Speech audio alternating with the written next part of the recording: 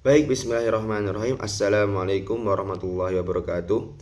Perkenalkan, nama saya Zulfan Nabil Gunawan dengan NIM G00241121 dari kelompok A2. Di sini saya akan mempresentasikan tentang kasus tambahan. Langsung aja lanjut ke kasusnya. Oke, kasus. Seorang pria 30 tahun mengalami kecelakaan motor dan mengeluhkan kelemahan pada lengan kanan serta kesulitan pemeriksaan menggerakkan bahu, menunjukkan penurunan kekuatan otot deltoid dan biceps serta hilangnya sensasi di sisi lateral lengan atas. Berarti di sini berkaitan tentang neurovaskularnya ya. Terus yang pertanyaannya adalah A. Jelaskan anatomi plexus brachialis. Oke, kita akan masuk ke pertama, anatomi plexus brachialis. Plexus brachialis itu apa sih? Nah, agar lebih memudahkan akan saya tunjukkan videonya. Langsung aja. Baik, di sini kita akan membahas tentang anatomi plexus brachialis. Oke, kita membahas dari yang pertama. Nah, plexus brachialis itu adalah neurovaskularisasi atau nervus yang berfungsi untuk menggerakkan ekstremitas superior, yaitu di regio brachii, antebrachii dan juga manus. Nah, dia itu terletak di antara leher sini, di antara neck sampai dengan aksila. Nah, nanti kita akan membahas apa aja pembagiannya, apa aja percabang-cabangannya, dan juga ada apa aja yang ada di bagian aksila regio ini. Nah, di plexus brachialis ini dibagi menjadi 5, yaitu ada bagian akarnya, bagian batangnya, bagian divisinya, bagian chordnya, dan yang terakhir ada bagian terminal branchesnya. Nah, kita membahas dari rootnya dulu, dari akarnya. Nah, akarnya itu ada di neck, di leher, bagian C5, C6, C7, C8, dan juga T1. Nah, untuk C5 dan C6 dia akan bergabung membentuk upper bagian atas dari batang. Yang C7 dia akan membentuk bagian tengah dari batang, dan juga yang terakhir C8 dan T1 akan membentuk bagian bawah dari batang. Nah, dari bagian atas, tengah, sama bawah ini dia akan terjadi penggabungan. Nah, dia penggabungannya itu di divisinya untuk membentuk chord. Nah, chordnya nanti akan kita bahas. Yang paling banyak, yang paling muara ngafalinnya itu dari chordnya dari chord lateral, posterior, dan juga medial. Nah, dia itu berada di belakang klavikula, di belakang klavikula sini. Nah, itu kita akan masuk ke bagian aksila regionnya. Untuk pembagian lateral, posterior, dan medial itu juga tergantung pada patokannya itu di arteri aksilaris. Nah, ini arteri aksilaris, yang di belakang arteri aksilaris namanya posterior, yang dekat di tubuh namanya medial, yang menjauh namanya lateral. Nah, kita akan membahas satu persatu dari lateral, posterior, dan juga medialnya.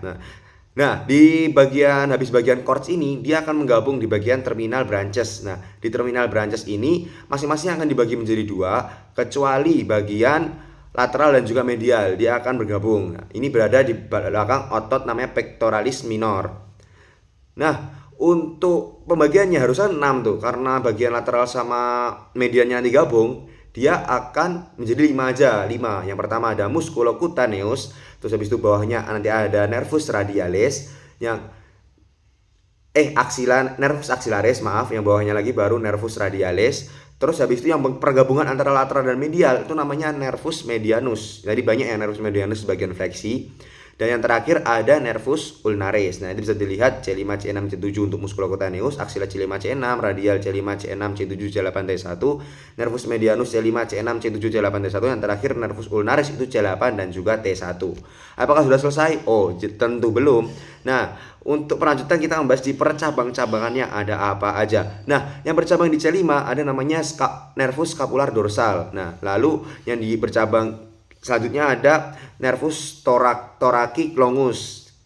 Habis itu ada nervus subclavicula. Nah, di sini nih kita lihat bagian atas. Nah, ini nervus subclavicula. Habis itu ada nervus subscapula di bagian C5 dan C6, bagian upper trunk. Nah, di bagian divisinya pembagiannya itu nggak ada nervus percabangannya. Nah, untuk nervus di lateral ada namanya lateral pectoral nervus pectoralis. Nah, itu di C5, C6, C7. Habis itu di posterior ada dibagi menjadi 3 nih. Ada upper subscapular nervus, ada thoracodorsal nervus, sama yang terakhir ada lower subscapular nervus. Subscapula berarti dia berada di bawah scapula. Nah, terus untuk yang medial juga ada. Medial dia akan menjadi medial pectoral nervus C8 dan juga T1. Oke, mungkin ini aja untuk penjelasannya, untuk fungsi-fungsi dan lengkapnya akan saya jelaskan lebih lanjut. Oke, tadi kita sudah membahas secara lengkap tentang anatomi dari plexus brachialis. Kita akan lanjut ke bagian selanjutnya. Tadi kita udah membahas tentang chord-chordnya nih, tentang chord-chordnya. Ada yang lateralis, ada yang medialis, sama ada yang posterior. Kita membahas dari lateralis dulu. Nah, di lateralis tadi ada 3, yaitu thoracalis lateralis, ada musculocutaneous, sama nervus medianus. Nervus medianus itu penggabungan antara lateralis dan juga medialis. Nah, untuk fungsinya yang pertama, nervus thoracalis lateralis yang percabangan di bagian atas itu untuk menginervasi otot pectoralis mayor bagian depan sini yang gede. Nah, itu untuk membantu menggerakkan dada. Nah, musculocutaneous itu otot fleksor lengan seperti bicep brachii di bagian bicep, berperan dalam fleksor siku. Nah, terus ada nervus medianus itu untuk menginervasi otot fleksor lengan bagian bawah lateral dan sensorik telapak tangan bagian lateral. Untuk lateral itu kita akan lanjut ke bagian medial. Nah, untuk bagian medial itu ada nervus thoracalis medialis yang menginervasi pectoralis mayor dan minor. Pectoralis mayor yang bagian sini, minor bagian dalamnya, membantu adduksi menjauh dan juga rotasi internal bahu.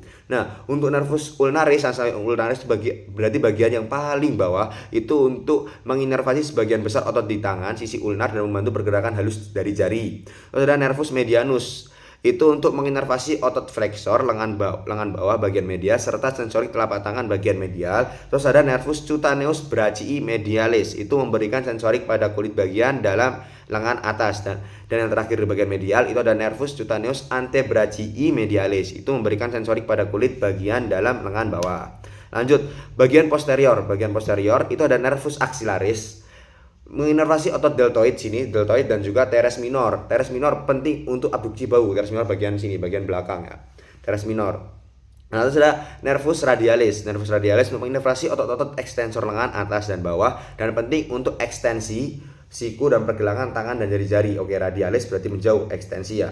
Nah, terus ada nervus subscapula di bawah scapula. Tadi kita lihat kan ada subscapula superior dan juga inferior.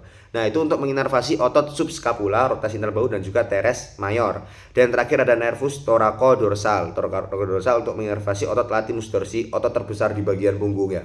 Latimus dorsi yang bagian atas kan trapezium, bagian bawah ini latimus dorsi, itu berfungsi dalam ekstensi, adduksi dan rotasi internal bahu.